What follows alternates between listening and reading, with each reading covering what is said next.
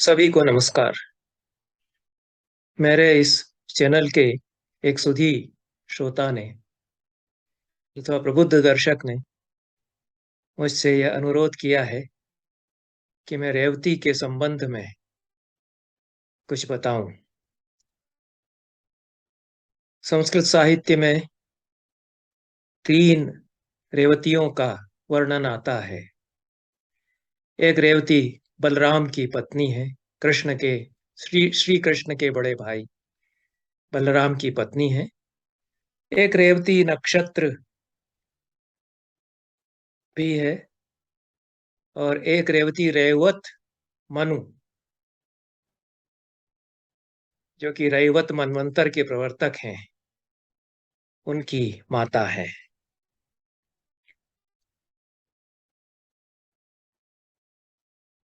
रेवती रेवत की पुत्री कही गई है और कोशों में उनका खूब उल्लेख आता है। बलदेव की पत्नी रेवती नक्षत्र, रेवती मातृका, एक गाय, दुर्गा, नर्मदा नदी इत्यादि अर्थों में रेवती का उल्लेख कोश ग्रंथों में मिलता है। रेव धातु से रेवत बनता है, जो रेवती के पिता का नाम है। रेव धातु गति के अर्थ में या प्लुति के अर्थ में आती है, चलना या उछल कूद करना। उस धातु से रेवत बनता है और रेवत की पुत्री रेवती कही गई है। जो तीन रेवतियों का वर्णन मिलता है उसमें मुख्य रूप से रेवती से आशय बलराम की पत्नी से ही प्रश्नकर्ता का रहा होगा और उनका कहना है कि इनके बारे में जानकारी बहुत कम मिलती है। उनका कहना सत्य भी है, क्योंकि रेवती एक उपेक्षित पात्र है। महाभारत में रेवती का उल्लेख मुझे मिला नहीं, कहीं आया हो तो फिर से ढूंढना पड़ेगा। और कुछ पुराणों में, हरिवंश पुराण में, अग्नि पुराण में, भागवत पुराण में रेवती का वर्णन आता है, पर बहुत अधिक प्रसंग उनके संबंध में मिलते नहीं हैं। जो कथा मिलती है पुराणों में, भागवत, अग्नि पुराण और हरिवंश पुराण आदि में, उसमें यह बताया गया कि द्वारका जो कृष्ण ने बसाई, द्वारका नगरी, कहना चाहिए कि फिर से बसाई, उस पर पहले रेवत राजा का राज्य था और उसका नाम भी द्वारका नहीं था, कुशस्थली द्वीप उसका नाम था। यह एक द्वीप था जो चारों ओर से, सब ओर से समुद्र से, पानी से घिरा हुआ द्वारका, और कुशस्थली उसको कहते थे। उस पर रेवत राजा राज्य करते थे। उनके 100 पुत्र हुए, उसमें से रेवती, 100 पुत्र हुए और रेवती एक पुत्री उनको हुई। रेवती जब बड़ी हुई तो रेवत को चिंता हुई कि इसका विवाह किससे करें, तो ब्रह्मलोक चले गए अपनी पुत्री को लेकर के ब्रह्मा से पूछने कि मेरी बेटी के विवाह के लिए कोई वर बताइए। अब ये उनको ध्यान नहीं रहा कि ब्रह्मलोक का समय और मर्त्यलोक का समय तो बहुत अलग होता है।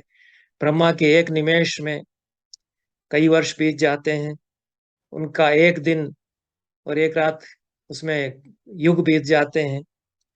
तो वहां जाकर के कुछ देर टिके, ब्रह्मा से पूछा, ब्रह्मा ने ध्यान किया और बताया है कि इसका तो विवाह बलराम से होगा, जो कि द्वापर युग में श्री कृष्ण के बड़े भाई होंगे। तो राजा रेवत अपनी पुत्री को वापस लेकर के मर्त्यलोक लौटे। तब तक कई युग यहाँ बीत चुके थे और द्वारका, जिसको कि कुशस्थली कहते थे, उस समय जब राज करते थे रेवत, तो वह तो समुद्र में डूब चुकी थी। उसको कृष्ण ने फिर से द्वारका के रूप में उद्धार किया और बसाया, और कृष्ण वहां निवास करते थे। रेवत राजा ने पता किया कि बलराम कोई है यहाँ, तो उनको पता चला कि हाँ, बलराम कृष्ण के बड़े भाई हैं। तो उन्होंने बलराम के साथ विवाह कर दिया रेवती का। बलराम के साथ विवाह की कोई कथा महाभारत में नहीं मिलती। रेवती का भी उल्लेख कदाचित नहीं आया महाभारत में। लेकिन राजा रेवत का उल्लेख बार बार आता है, महाभारत में अनेक बार आता है। श्रीमद् भागवत के 10वें स्कंद में, देवी भागवत पुराण के 7वें स्कंद में बलराम और रेवती के विवाह की कथा है। और अग्नि पुराण में जो बलराम की पत्नी रेवती और रैवत मनवंतर के प्रवर्तक रेवत मनु की माता रेवती, इन दोनों की कथाएं अग्नि पुराण में मिलती हैं। तो अग्नि पुराण में रेवती और बलराम के विवाह की जो कथा है, उसके अनुसार रेव के पुत्र रेवत थे, उनके 100 पुत्र और एक पुत्री रेवती थी, और ब्रह्मलोक को गए।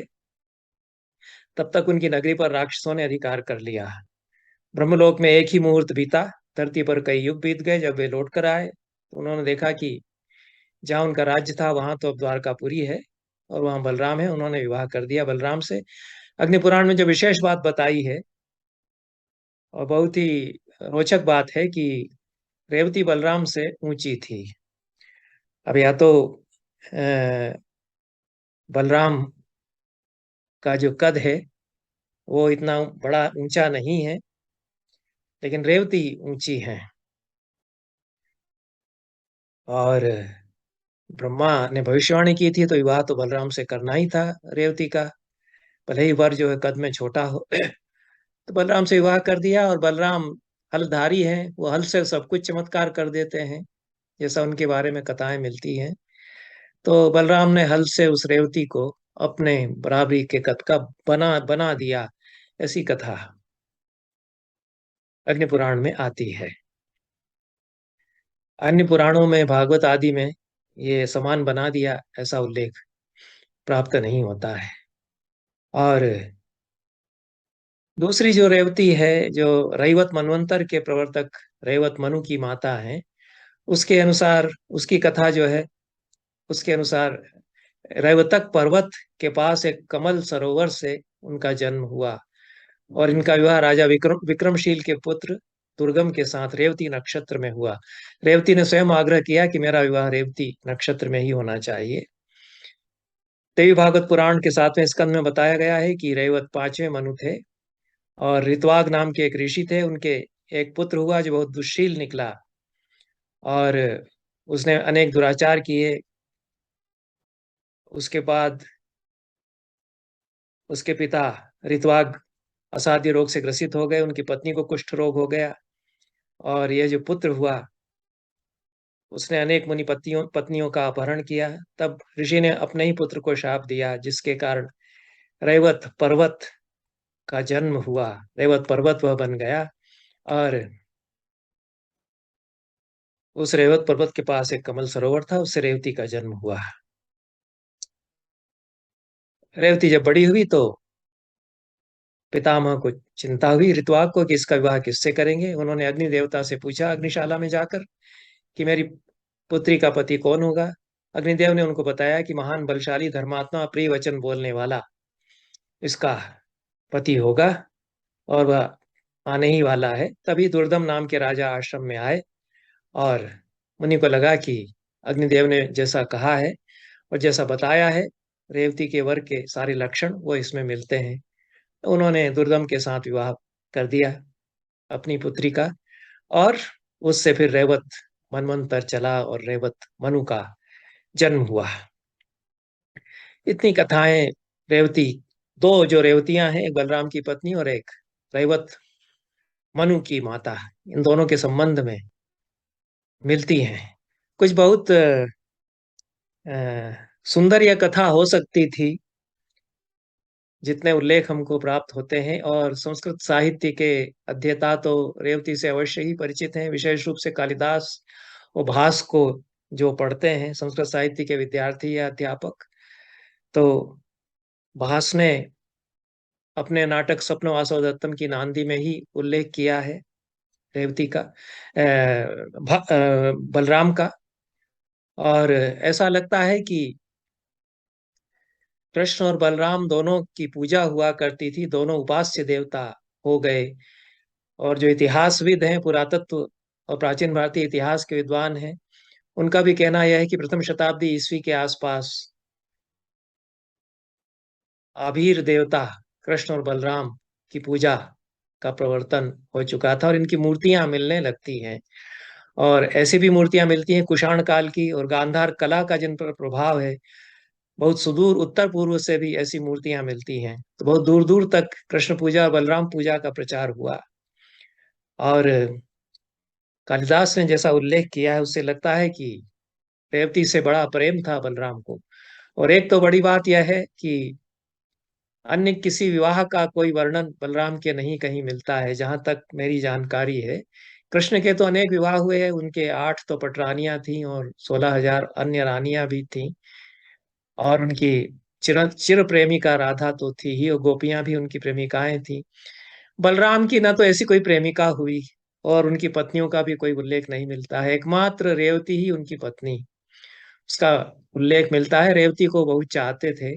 और बलराम का मदिरापान भी बड़ा प्रसिद्ध है, उसका भी खूब वर्णन आता है।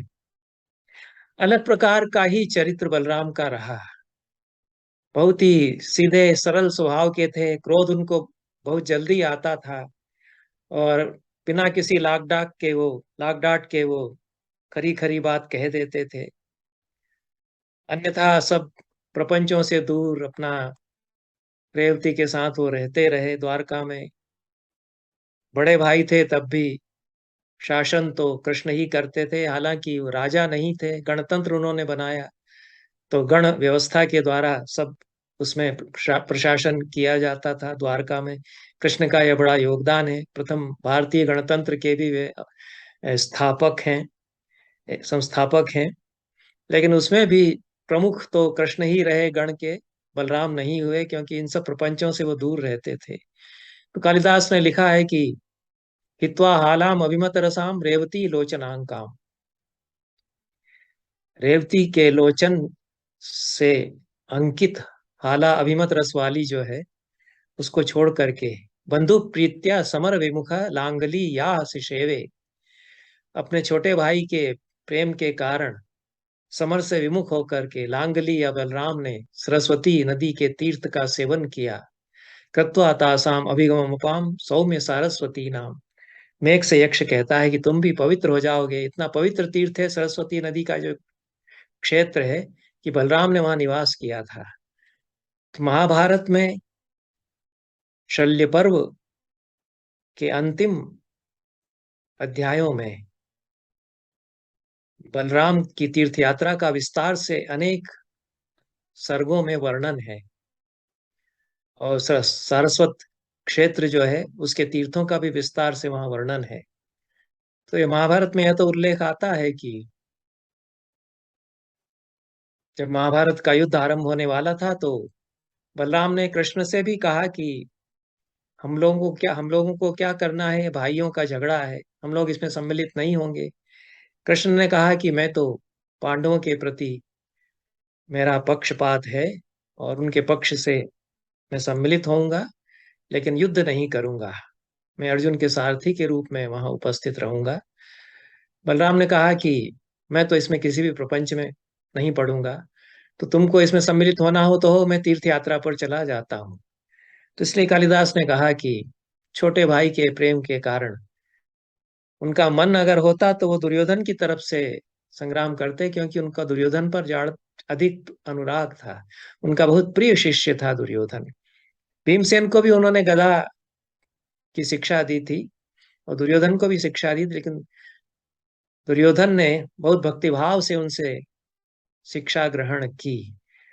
भीमसेन के प्रति जो स्पर्धा थी उसके कारण उसको यही एकमात्र उपाय लगा कि बलराम की शरण में जाकर के अच्छी तरह से गदा चलाना, गदा युद्ध में सीख लूं, क्योंकि भीमसेन से मुझे पार पाना है। इसलिए महाभारत में यह तो स्पष्ट है कि दुर्योधन अधिक बड़ा योद्धा था। गदा युद्ध में कम से कम भीमसेन उसको परास्त नहीं कर सकते थे, क्योंकि बलराम ने अपनी सारी गदा युद्ध की कला उसको सिखा दी थी और प्रेम भी एक शिष्य के रूप में, पटु शिष्य मान करके दुर्योधन पर ही उनका अधिक था। इसलिए दुर्योधन दुर्योधन अगर उनके पास पहुंच जाता हाथ जोड़ करके कि मेरी तरफ से लड़िए, तो बड़ा संकट हो जाता कृष्ण के सामने और सारे पांडवों के सामने, क्योंकि अद्भुत योद्धा भी थे बलराम। और दुर्योधन के पक्ष से वो लड़ने को तैयार हो सकते थे अगर ऐसा अनुमान मैं करता हूं। लेकिन कृष्ण के प्रति प्रेम के कारण, जैसा कालिदास कहते हैं, कि वो तीर्थ यात्रा पर चले गए, और ऐसा ही महाभारत भी बताता है। महाभारत के आदि पर्व के 138वें अध्याय में बलराम के द्वारा इन दोनों को शिक्षा का उल्लेख किया गया है, और दुर्योधन ने उसमें विशेष दक्षता पाई, यह भी उल्लेख मिलता है। यह जो वर्णन है कालिदास का, हित्वा हालाम अभिमत रसाम रेवती लोचन आंकाम, अभिमत रस वाली है हाला। कालिदास ने ही हाला का प्रयोग किया मदिरा के लिए। यह संस्कृत शब्द नहीं है, प्राकृत से लिया गया है। और हाल हुए गा सत्सई उन्होंने बनाई, और हाला का वर्णन प्राकृत में गाथाओं में आता है। कालिदास ने वह शब्द ले लिया है, और हाला उनको बहुत अभिमत रस वाली थी, प्रिय थी, लेकिन जब तीर्थ यात्रा पर चल दिए तो छोड़ना ही था। तो साला के लिए विशेषण दिया है कि रेवती लोचन आंकाम, रेवती की आंखों का अक्स जिस पर पड़ता है। ये एक चित्र है, बहुत पिक्टोरियल। कालिदास चूंकि अ, एक एक तस्वीर खड़ी कर देते हैं चित्रकला की दृष्टि से, तो एक चित्र बनेगा कि बलराम हाथ में प्याला लिए हुए हैं, और सामने रेवती बैठी हैं, उसको बिठा करके पी रहे हैं, उसको भी पिला रहे होंगे, और रेवती की आंखें उस प्याले में जो हाला है उसमें पड़ रही हैं, प्रतिबिंबित हो रही हैं। तो संकेत कालिदास, मुझे लगता है कि बहुत बारीक संकेत दे रहे हैं, कि आप कल्पना कर सकते हैं कि रेवती का कद ऊंचा है, तभी तो प्रतिबिंब उसका पड़ेगा। बलराम के हाथ में जो प्याला है उसमें रेवती का, अगर रेवती कुछ छोटी होती तो कैसे उसमें प्रतिबिंब पड़ता। तो ये बात कालिदास को मालूम थी, जो अग्नि पुराण बताता है कि रेवती कद में ऊंची थी बलराम से। तो रेवती लोचनांकित हाला बलराम, बलराम के प्रेम में उससे अंतर नहीं पड़ा। भले ही अग्नि पुराण कहता रहे कि उन्होंने उसको चपटा किया या कुछ बराबर कर दिया। ऐसी कथाएं बलराम के बारे में, बहुत चमत्कारिक कथाएं मिलती हैं, और उनका जो मर्म है उन कथाओं के पीछे, उस पर भी थोड़ी चर्चा मैं करूंगा। तो इसमें पूरी कथा जो है रेवती से संबंधित, एक तो उसका राजा रेवत से संबंध, राजा रेवत का रेवतक पर्वत से संबंध। और रेवतक पर्वत कहाँ है? कि गुजरात, जहाँ आजकल है प्रभास तीर्थ के आसपास। और गिरनार शिलालेख वहाँ मिलता है। रेवतक पर्वत बहुत प्रसिद्ध है, पुराणों में भी उसका वर्णन आता है, महाभारत में भी अनेकत्र वर्णन आता है। और माघ ने तो बहुत सुंदर वर्णन रेवतक पर्वत का किया ही है। तो ये रेवती उसके आसपास के क्षेत्र की, रेवतक पर्वत की पुत्री उनको कहा गया है। जिस तरह से पार्वती को, गौरी को हिमालय की पुत्री कहा गया, और हिमालय की कल्पना एक राजा के रूप में की गई, और मैना उनकी पत्नी है, और मैना पर्वत भी उनका पुत्र है, और पार्वती भी उनकी पुत्री है। तो कन्या के रूप में हिमालय राजा की पुत्री के रूप में इनकी कल्पना की गई हमारी कथाओं में। तो ये किस तरह से जो भौतिक पदार्थ हैं वो पात्र बन जाते हैं, सजीव हो जाते हैं हमारे आख्यानों में। तो मुझे लगता है कि रेवतक पर्वत, उस क्षेत्र के जो राजा हैं वो रेवत हुए, और उनकी पुत्री एक कथा में रेवती हो जाती है। तो उस क्षेत्र की पुत्री हैं, और रेवतक पर्वत की भी पुत्री, इनको एक कथा में कह दिया गया। तो उस क्षेत्र के लोग, गुर्जर लोग, गुर्जरी महिलाएं, बहुत कदकाठ में ऊंची हो सकती हैं, हट्टी कट्ठी भी वो रही होंगी। और बलराम भी हलधर हैं। तो मूलतः पूरी कृषक संस्कृति की यह कथा है। बलराम सदैव हलधारी बने रहे। गदा हाथ में लिए हुए बलराम का वर्णन तो कहीं आता ही नहीं। जहां भी उनका वर्णन आता है, कंधे पर उनके हल है, हलधर ही उनका नाम है, हलधारी के रूप में वो प्रसिद्ध हैं। और हलधर होना उनका इतना जुड़ा हुआ है अविभाज्य रूप से, कि जो कुछ चमत्कार वो करते हैं वो अपने हल के द्वारा कर देते हैं। तो उनकी इच्छा थी कि यमुना आकर के बहे वृंदावन में, लेकिन यमुना दूर थी। तो उन्होंने यमुना से कहा कि मुझे वृंदावन में रह करके स्नान करना है तुम्हारे में, और तुम इतनी दूर बहती हो तो तुम पास आकर के बहो। तो यमुना ने बहुत इठलाते हुए कहा कि मैं तो नहीं आती। तो बलराम, उनको क्रोध आना ही था, तो उन्होंने उठा करके हल अपना गाड़ के धरती में खींच दिया यमुना को। अद्भुत वर्णन मिलता है हरिवंश पुराण में कि कैसे उन्होंने खींचा और कैसे बिलबिलाती हुई सरक करके फिर लड़खड़ाती यमुना जो है वह पीछे पीछे बलराम के हल के द्वारा खींची जा करके, जैसे कोई जबरदस्ती केश पकड़ करके खींच करके किसी स्त्री को ले जाए, उस तरह से बलराम अपने हल से उसको खींचते हुए लेकर के चले और वृंदावन तक ले आए। सहले नानताग्रेण कुले ग्रह्य महानदीम चकर्ष यमुनाम रामो व्युत्थिताम वनिताम इव। एक खड़ी हो गई हो सामने स्त्री, यमुना नदी स्त्री के रूप में और मना कर रही हो, तो उसको उन्होंने पकड़ करके खींचा। बहुत ही बड़ा ग्राफिक जिसको कहते हैं, बड़ा शब्दों चित्रोपम वर्णन किया है, शब्दों से तस्वीर खींचते हुए। सा विह्वल जलस्रोता रथ प्रस्थित संचया व्यावर्तत नदी भीता हल मार्गानुसारिणी। उसके सब उथल पुथल हो गए जल के स्रोत, जल की धाराएं, उसके सारे जो आसपास सरोवर थे वो भी खींच करके चले उसके साथ। और कांपने लगी डरती हुई बलराम के हल मार्ग से, जो हल से वो रास्ता बना रहे थे उसके पीछे पीछे वो चली। लांगला अदिष्ट मार्गासा वेगेन वक्रगामिनी। हल जहाँ चलता था उससे जो रास्ता बनता था उसके पीछे बहती हुई हल मार्ग का अनुगमन अनुगमन करने वाली लांगलादिष्ट मार्गा वक्रगामिनी, आड़ा टेढ़ा जो कुछ भी रास्ता बनता गया उससे वह चल पड़ी। संकर्षण भयत्रस्ता। संकर्षण भी उनको कहा गया है, उनका चूंकि देवकी से गर्भ स्थापित किया गया था बलराम का उनकी दूसरी माता में, इसलिए संकर्षित होकर के वो अन्य गर्भ में स्थापित हुए थे। संकर्षण उनका नाम था, लेकिन यहाँ तो संकर्षण जो खींचता है नदी को, उसके अर्थ में ही इस कथा में उन्होंने लगता है प्रयोग कर दिया है हरिवंश पुराणकार ने या व्यास ने। तो योशे वाकुलताम गता, एक स्त्री की तरह कांपती हुई घबराती हुई संकर्षण के द्वारा खींची जाती हुई, क्या चित्र खींचा है। पुलिन श्रोणी बिंबोष्ठी मृदित स्तोय ताड़ित। पुलिन जिसकी श्रोणी दोनों नितंब थे, और बिंबाधर वाली वह मृदित ताड़ित तोय वाली। फेन मेखल सूत्रेश्य, फेन जो उस पर फैल रहा है, सब जो उथल पुथल हुई पानी पर जो झाग उठ खड़ा हुआ वो उसकी मेखला बन गया था उस नदी की। तुरंग विषमा पीड़ा चक्रवाकोन मुखस्तनी वेग गंभीर वक्तांगी त्रस्त मीन विभूषणा। मछलियां उसकी सब उछल रही थी, और चक्रवाक उसके वक्षस्थल जैसा बना रहे थे। गंभीर वेग जो पानी का था वो उसका मुख था। सित हंसे क्षणापांगी, सफेद जो हंस उस पर तैर रहे थे वो उसकी कटाक्ष उसके थे। ऐसा वो पानी जो था उसका कोशे आंबर था। तिरजोद्धुत केशांता जलस खलित गामिनी।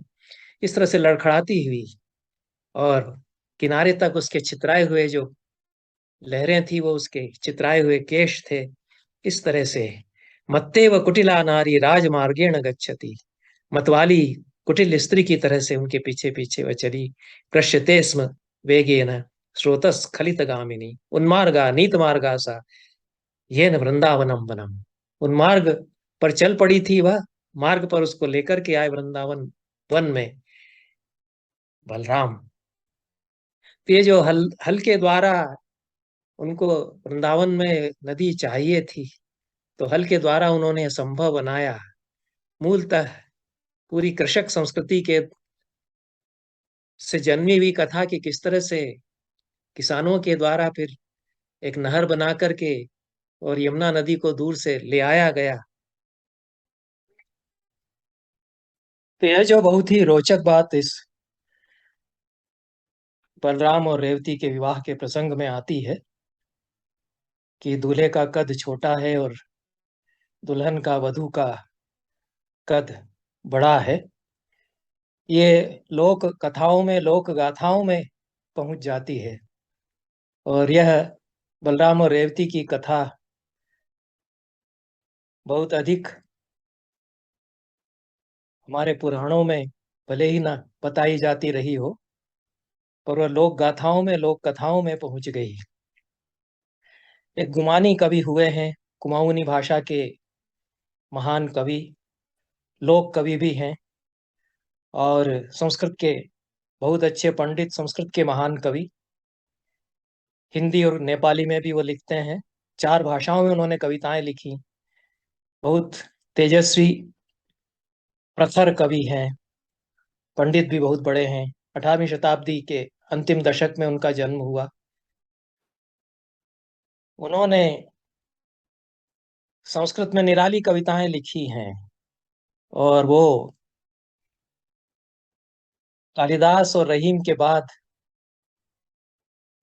अनेक भाषाओं में एक साथ लिखने वाले निराले कवि भी हैं। एक ही छंद में कई कई भाषाएं एक एक पंक्ति में अलग अलग करके गूंथने वाले कवियों में रहीम के बाद गुमानी कवि, लोक रत्न पंत उनका मूलतः नाम था। गुमानी के नाम से ही वो जाने जाते हैं, खुद को भी वे गुमानी ही कहते हैं। तो ये है, गुमानी कवि ने संस्कृत में नए प्रयोग किए कविता में, और उन्होंने समस्या पूर्ति काव्य भी लिखे।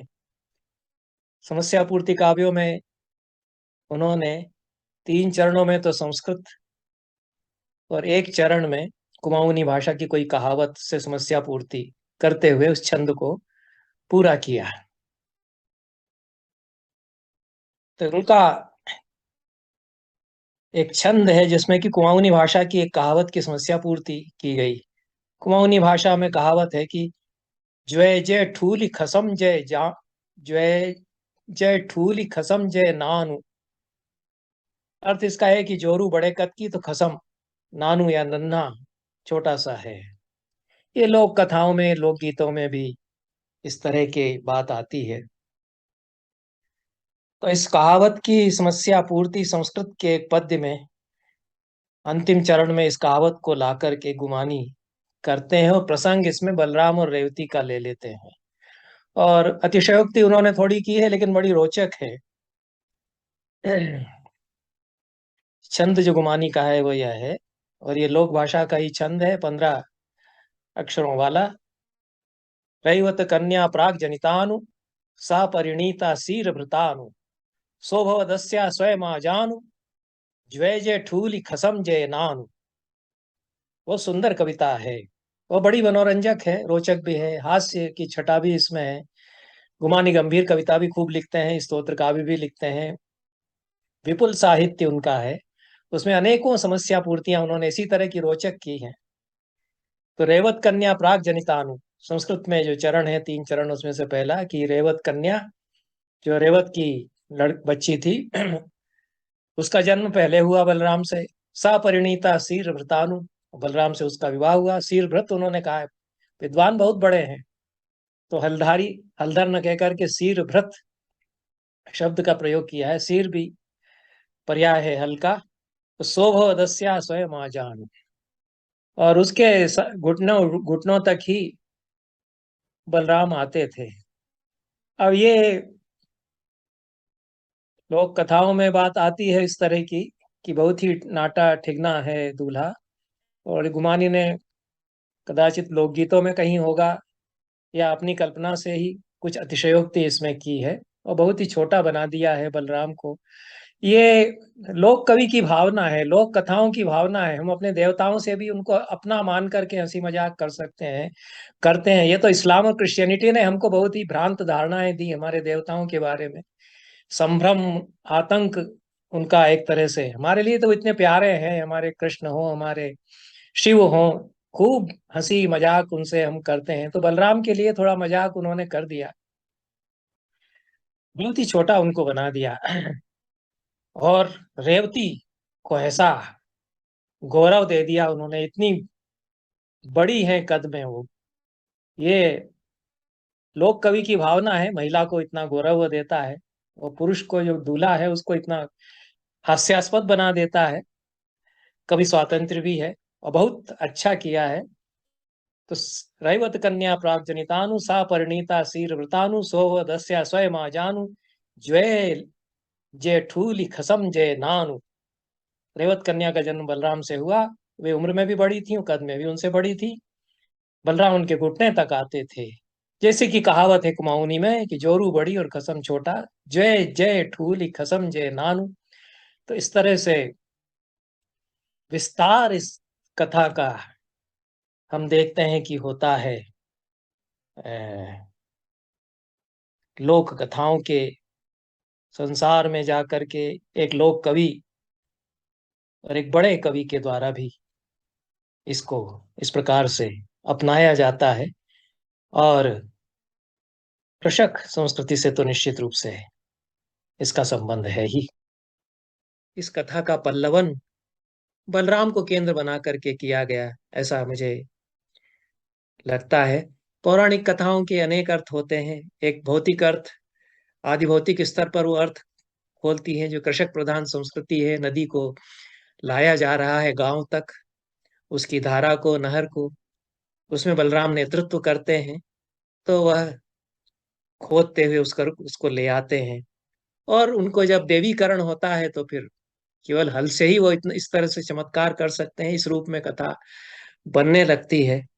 तो यह, और रेवती से विवाह उनका होता है, वो भी कृषक संस्कृति से आई हुई रेवतक पर्वत की कन्या है, और ऐसी बलशाली स्त्री वह भी है। तो यह कथा मूलतः किस प्रकार से एक एक अत्यंत ही रमणीय कथा बनती है, लेकिन विस्तार उसको नहीं दिया गया बहुत पुराणों में कहीं, क्योंकि बाद में बलराम की भी पूजा उतनी प्रवर्तित नहीं हुई।